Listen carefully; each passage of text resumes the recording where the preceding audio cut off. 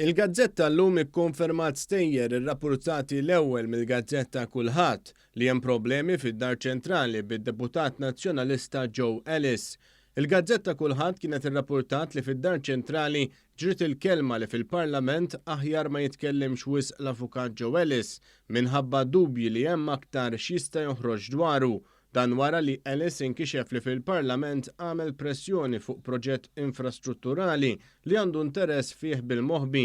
Dan hekk kif fil-waqt li kien staqsa fil-Parlament b'tali mod li għamel pressjoni sabiex jinfluwenza r-rata li beħ jimxi x-xogħol fuq il-proġett tal-Gvern f'toroq f'Ajnsielem u limiti tan-Nadur, il-kumpanija tiegħu bil-moħbi kienet qiegħda tipprovdi kwantità ta' materjal tal-kostruzzjoni għall-istess proġett.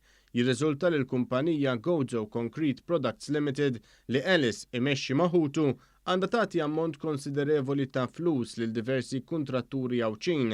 Għaldaqstant il-kumpanija Ellis qiegħda taqta' d-dejn li għandha billi tpartat materjali li tipproduċi inkluż il-bricks.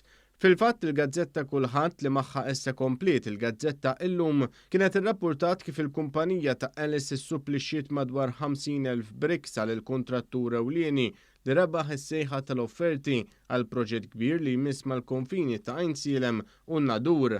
Il-valur ta' dan il-bricks u stmat li jiswa madwar 50,000 euro. Dwar Ellis għamu dubji kbar ukoll dwar l-opera tiegħu hekk kif il-Kulħadd kienet irrapportat ukoll kif il-ħaddiema fil-kumpanija ta' Joe Ellis ta' spiss kienu mċaħda minn dak li huwa dovut lilhom fil-ħin. Dan hekk kif ħaddiema kienu baqgħu ma tħallsux il-ħlas ta' Diċembru li kienu wkoll jinkludi l-bonus statutorju tal-Gvern. Ħaddiema li kienu tkellmu mal-Kulħadd kienu qalu li jinsabu mxebbajn bis-sitwazzjoni iżda jinsabu fuq kuntratt definit ta' xogħol għal 3 snin. U Ellis rabathom li jekk itemmu dan il-kuntratt jistgħu jkunu obbligati li jħallsu penali.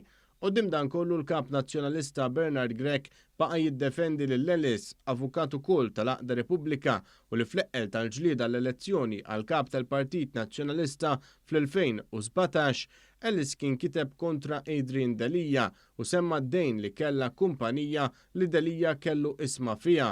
Il-Partit Nazzjonalista diġà għandu problemi finanzjarji kbar u l-aħħar ħaġa li jeħtieġ u li jkollu kap li għandu problemi finanzjarji kbar tiegħu ukoll, kien kiteb Ellis. Quddiem l-aġir ta' Ellis fil-Parlament fuq il-proġetti f'Għawdex, Bernard Grech kien qal lil One News li xogħol Ellis huwa li jikkritika. Komdum inti b'deputat li jikkritika proġett u mbagħad ikollu interess fih. Komdum Xogħol huwa li jikkritika. U xogħol ukoll jidher li għandu interess jikkritika u jalla nkomplu aċċettabbli għalik. dak li mhuwiex aċċettabbli nibqgħu nikkritikaw. Ġifieri dak li għamel. Ħadd ma se jgħal Sa dan it-tant il-Gazzetta Illum irrapportat li fuq din is-saga Ellis ma jħossx li għandu jirreżenja.